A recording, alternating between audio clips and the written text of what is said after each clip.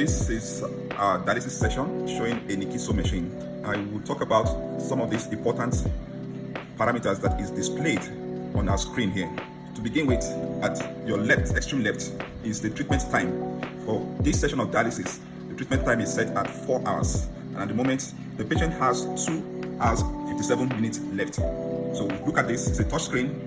You have 2 hours, 57 minutes left out of the 4 hours. And this is showing, the next one is the ultrafiltrate, that is the amount of fluid or water we want to take out from the patient who is not able to remove excess water because the kidney is no longer doing that function.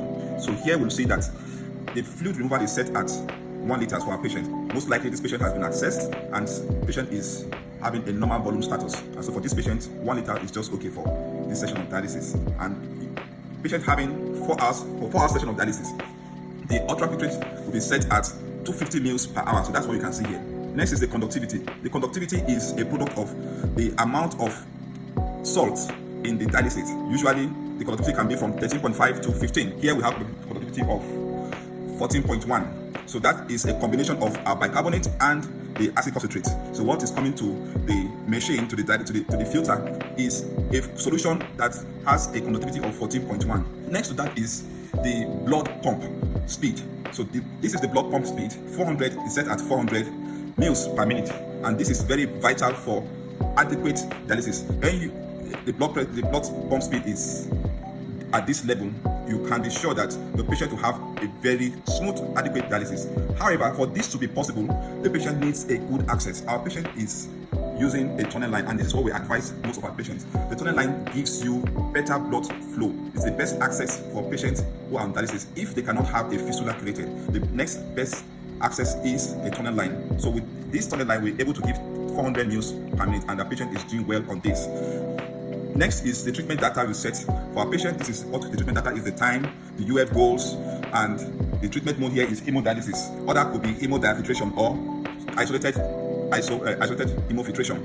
So you could see the UF rate, and next to this is the what they call the heparin rate. HP rate is called our heparin pump rate. Heparin is pumping at 3.0 mils per hour in this patient. Usually what we do is to put about 1 mils of heparin in 10 mils of water, distilled water, to get our heparin solution.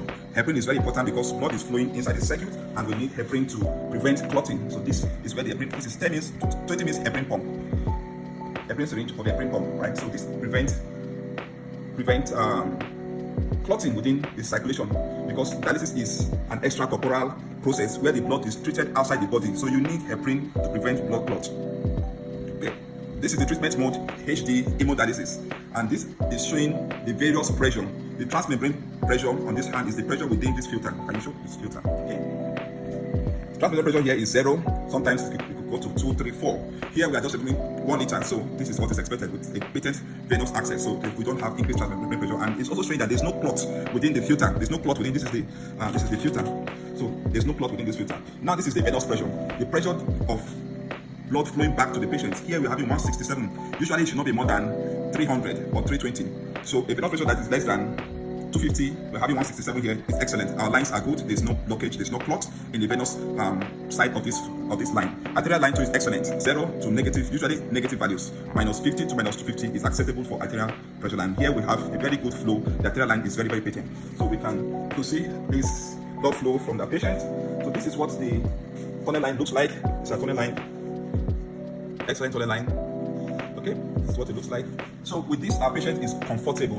We can have the dialysis that is very, very efficient.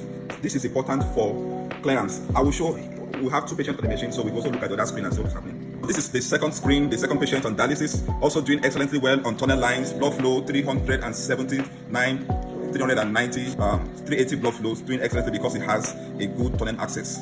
So these are all the parameters. Transmembrane here is 11 because we are removing about 3 liters from our patient. So we have higher transmembrane pressure. However, the venous pressure is excellent.